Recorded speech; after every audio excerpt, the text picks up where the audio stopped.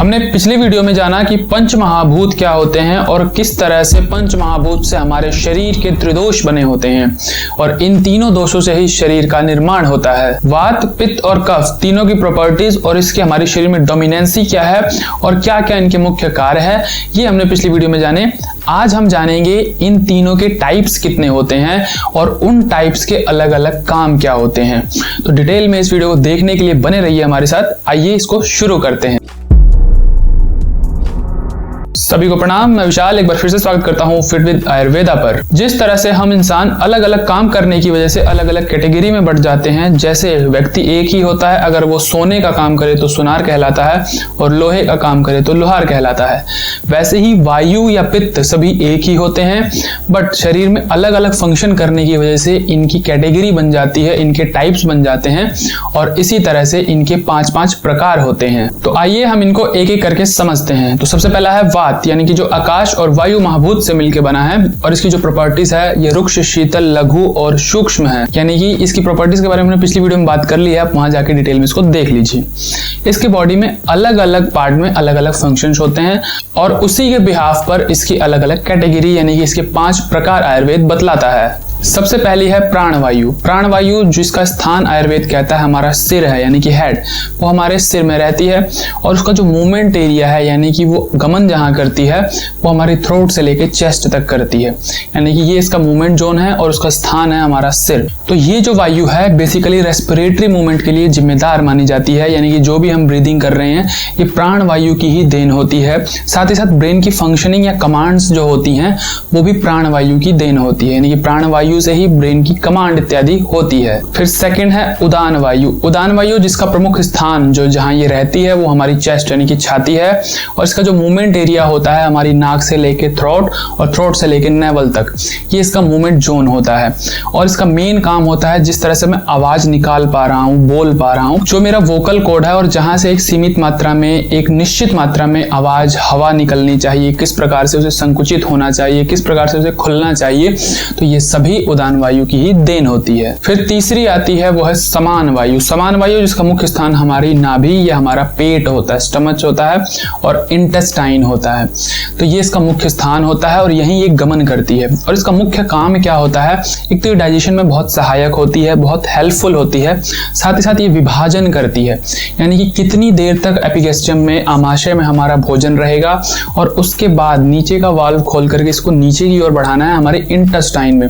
ये सभी जो मैनेजमेंट का काम है ये समान वायु का होता है और यही जब बिगड़ जाता है तो हमारा डाइजेशन खराब हो जाता है या ग्रहणी या आईबीएस की समस्या हमें हो जाती है। फिर जो चौथी है वो है व्यान वायु और ये पूरे शरीर में व्याप्त होती है, इसका कोई एक प्रमुख स्थान नहीं होता है और इसका जो मेन काम होता है पूरे शरीर में सर्कुलेशन करना और जरूरी चीजों को जगह जगह पहुंचाना, ब्रेन तक न्यूट्रिशन ले जाना या अलग अलग अंगों तक जो भी ले जाने लाने का काम होता है वो व्यान वायु पर ही निर्भर होता है। फिर आखिरी है अपान वायु जो कि नाभि के नीचे जिसका स्थान होता है, चाहे मलमूत्र का वेग हो, स्टूल हो, यूरिन हो, स्पर्म का एजैकुलेशन हो या पीरियड का मेंस्ट्रुअल वेस्ट निकलना हो, ये सभी अपान वायु के कंट्रोल में होता है और अपान वायु बिगड़ गई तो इन सभी से रिलेटेड हमें रोग होते हैं। फिर वहीं नेक्स्ट बात करते हैं पित्त की।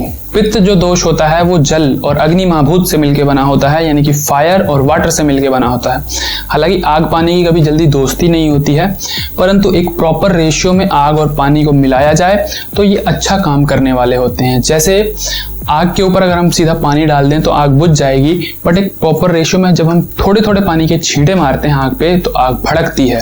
तो इसी तरह से पित्त का निर्माण होता है एक प्रॉपर रेशियो में जल और अग्नि महाभूत के मिलने से। तो इस पित्त के भी 5 प्रकार होते हैं और एक एक करके हम इनको समझते हैं। तो सबसे पहला है पाचक पित्त, जैसा कि नाम से ही समझ में आता है कि ये डाइजेशन में बहुत ही हेल्पफुल होगा और इसका स्थान हमारे स्टमक और इंटेस्टाइन होते हैं और ये भोजन को तोड़ने में, उसको पचाने में बहुत ही हेल्पफुल होता है। और वही है दूसरा साधक पित्त। साधक पित्त का जो मुख्य स्थान होता है हमारा ब्रेन और हमारा हार्ट होता है।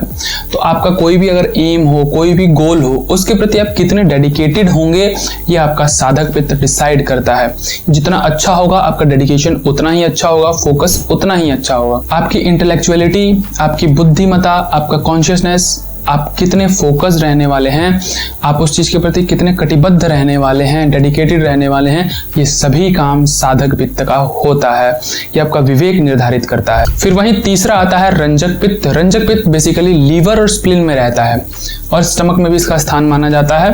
तो लीवर और स्प्लीन में रहने की वजह से एक चीज समझ में आती है कि ये खून का निर्माण करने में, ब्लड बनाने में बहुत ही जिम्मेदार होता है।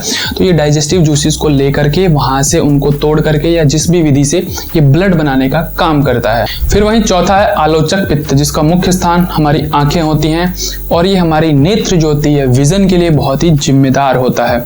जितना अच्छा आलोचक पित्त होगा या आलोचक पित्त में कोई गड़बड़ी आ जाएगी तो ही हमारा विजन या नेत्र खराब होते हैं। साथ ही साथ ये मेमोरी के लिए भी काफी जिम्मेदार माना जाता है। फिर आखिरी है भ्राजक पित्त। इसका काम बेसिकली हमारे स्किन के अंदर होता है। जो स्किन की कॉम्प्लिकेशंस होती हैं या जो स्किन की टोन होती है, ग्लो होता है, आपकी जो चमड़ी कितनी चमक दमक रखेगी, कितनी सुंदर होगी, कितनी अच्छी होगी, कितना ग्लो करेगी, ये सभी इसी पित्त के ऊपर जिम्मेदार होते हैं। इसके बिगड़ने से स्किन के रोग हो सकते हैं, स्किन की समस्याएं हो सकती है। हालांकि ऐसा नहीं है कि सिर्फ पित्त के ही बिगड़ने से स्किन के रोग होंगे, या आपको कफ बिगड़ने से भी हो सकता है, वायु बिगड़ने से भी हो सकता है, लेकिन बेसिकली जो स्किन जितनी अच्छी होगी, जितनी चमकदार होगी, उसके लिए ये भ्राजक पित्त जिम्मेदार माना जाता है। फिर जो तीसरा दोष है वो है कफ दोष। कफ दोष जो कि जल और पृथ्वी महाभूत से मिलकर बना होता है, या कहें कि प्योर अर्थ एलिमेंट जो होता है उसे कहा जाता है। ये ठंडा होता है, भारी होता है, इस तरह से इसकी प्रॉपर्टीज होती हैं और इसके भी 5 प्रकार होते हैं। और जो कफ का पहला प्रकार है वो है अवलंबक कफ, जो कि हमारे चेस्ट और शोल्डर के आसपास रहता है और इस स्ट्रक्चर को, इसको स्ट्रेंथ देता है और इस स्ट्रक्चर को खड़ा रखने में अपना योगदान देता है और इसकी प्रॉपर फंक्शनिंग करवाता है। फिर वहीं दूसरा है तर्पक कफ, जिसका स्थान हेड यानी कि ब्रेन माना जाता है, यही ये मूवमेंट करता है और इसका जो मेन काम होता है ब्रेन को नरिशमेंट करना होता है, इसको स्ट्रेंथ प्रदान करना होता है। ब्रेन की मसल्स को जो हमारा नरिशमेंट मिलता है वो इसी तर्पक कफ की वजह से मिलता है। और वहीं जो तीसरा टाइप है वो है बोधक कफ, यानी कि जैसा समझ में आ रहा है बोधक यानी कुछ फील करना, सेंस करना। तो ये हमारी जीभ पे रहता है, यानी कि जीभ के ऊपर जो आप कभी कभार सुबह साफ करते हैं वो जो कफ जमा होता है, एक तरह से आप उसको बोधक कफ समझ सकते हैं। और यही हमारे जो टेस्ट ऑर्गन्स होते हैं, रिसेप्टर्स होते हैं, इन सभी के लिए जिम्मेदार होता है। फिर चौथा है क्लेदक कफ। क्लेदक कफ खास करके हमारे भोजन को गीला करने के लिए या कहें कि उसे नरम बनाने के लिए काम करता है। जैसे कि हमारी सलाइवा या हमारी लार होती है, ठीक इसी तरह से पेट या एपिगैस्ट्रम में एक इसकी इंटरनल लेयर होती है जो कि पित्त से हमें बचाती है। यानी कि जो भी भोजन पचाने के लिए, भोजन को तोड़ने के लिए HCl हाइड्रोक्लोरिक एसिड बनता है वो काफी स्ट्रॉन्ग होता है, जो भोजन को तोड़ के पचा देता है। तो सोचिए हमारी पेट की इंटरनल लेयर को भी वो डैमेज कर सकता है।